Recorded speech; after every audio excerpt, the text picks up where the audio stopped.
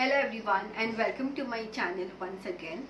Now in my previous videos, if you all are regular viewers, then you all must have seen that I have always been suggesting that book your losses from the mid caps and the small caps and do invest in good quality large caps, and that's precisely the way the markets are behaving right now. If you'll see, the good ones are continuing to make new 52 weeks high, and mid caps and small caps continue to get butchered, despite the kind of correction they have seen. There is absolutely no relief for the mid caps and the small caps, and I also do not see any sort of relief coming, at least in the near term. So I continue to maintain my stance that if one wants to make money in this kind of a market, then they should definitely book their losses from their mid caps and small caps, which have fallen by more than 50-60%, and park their money in good quality large cap stocks.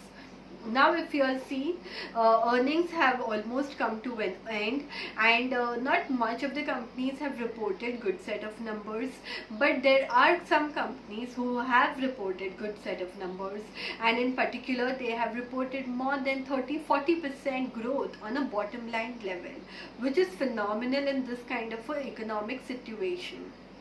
So to name a few, I think the stocks that I keep on continuing to mention, like the HDFC group, the Bajaj group, Asian Paints, even from the mid cap sector, KEI Industries. If you see, all these companies have reported very good set of earnings. Their micros and the macros both are very intact even in this kind of a scenario, and I think they are trading at good attractive levels and valuations. So I continue to be long on these kind of names once again in my video. Now if we see, a lot of negative news is flowing, both from the domestic as well as from the international markets. If you see, the US yield curve have got inverted for the first time, and it is a reason to worry, which will definitely have a cascading effect on our Indian market. But I feel that once the inverted yield curve reverses, the 18 months are very crucial, because history suggests that once the inverted yield curve takes place, recession is always around the corners. But this time I feel it can be an exceptional, because we have the US elections in the same period of 18-24 months, and probably there could be some kind of changes which would definitely not lead to a recessionary situation, and that is why one needs to keenly watch the US yield curves from here on.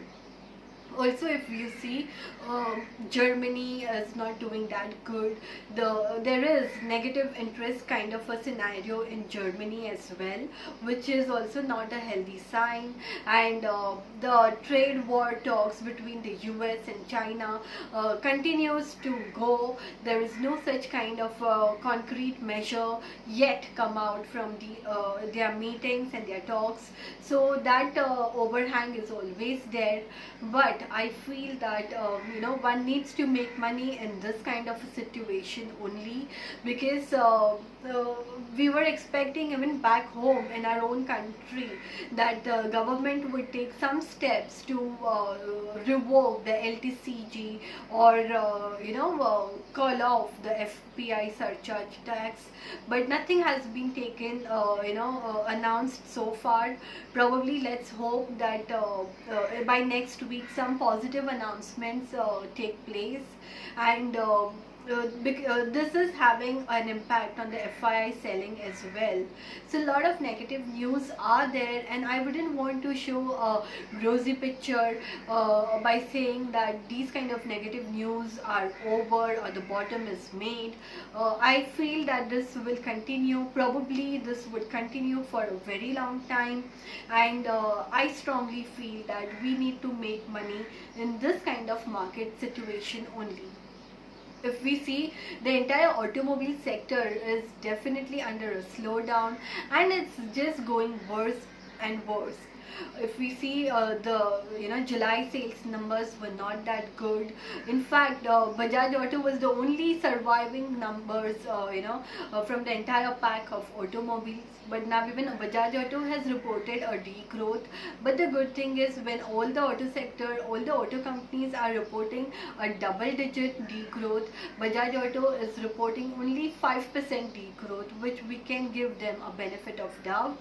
And if you see, I continue to be long on Bajaj Auto even from here on, because it has done a very good market share increment. If you see, last year when the auto sector was under a turmoil, Bajaj Auto gained almost 2% of the market share in its two-wheeler segment. If you all remember, I have always been saying that Bajaj Auto is on the right track of increasing its market share, and it has successfully increased its market share from 16% to 18%, and the management aims to take this market share to 24%, which is very healthy. And I have my confidence that the guy who can perform good even during a bad market situation will definitely do good during good times. So Bajaj Auto is a must buy even at current market price. Rest all other auto stocks I would want to say and avoid. So that's my take on the auto sector. Now we are seeing with the kind of enormous FII selling that's going on, rupee is going to definitely depreciate from here on, and that is why I like IT sector. I think TCS is a very good buy even at current market price, because the digital revenue has been growing at good 35-40% on a yearly basis, which is phenomenal on a higher base, which I do not see most of or any of the IT companies reporting such set of numbers. So I think from the entire pack of IT, I would only go long on TCS, and the fact that it's trading at attractive valuations augurs a very good buy even at a current market price. Now if we see, the only good thing that Indian economy is right now undergoing is the fact that crude prices have fallen down steeply. If we recollect, Brent crude had almost touched $75 per barrel, and from there it has now come down to almost $57 per barrel. So which is a very healthy sign, and healthy sign because of course India is the largest importer of crude, and as a result our current account deficit would shrinken, which is a very healthy sign. Also, if we see when crude prices go down, transportation cost comes down, fuel charges comes down, food inflation also comes down. So there are many positives for both at an individual level and even at a company level, once the crude price softens. So if you see, for example, paint industry, the largest raw material expense for paint industry is indirectly coming out from the crude derivatives. So once crude prices softens, EBITDA automatically increases, EBITDA margin increases, and that is why I have always been recommending Asian Paint, and you see Asian Paint has almost touched historic levels of 1600.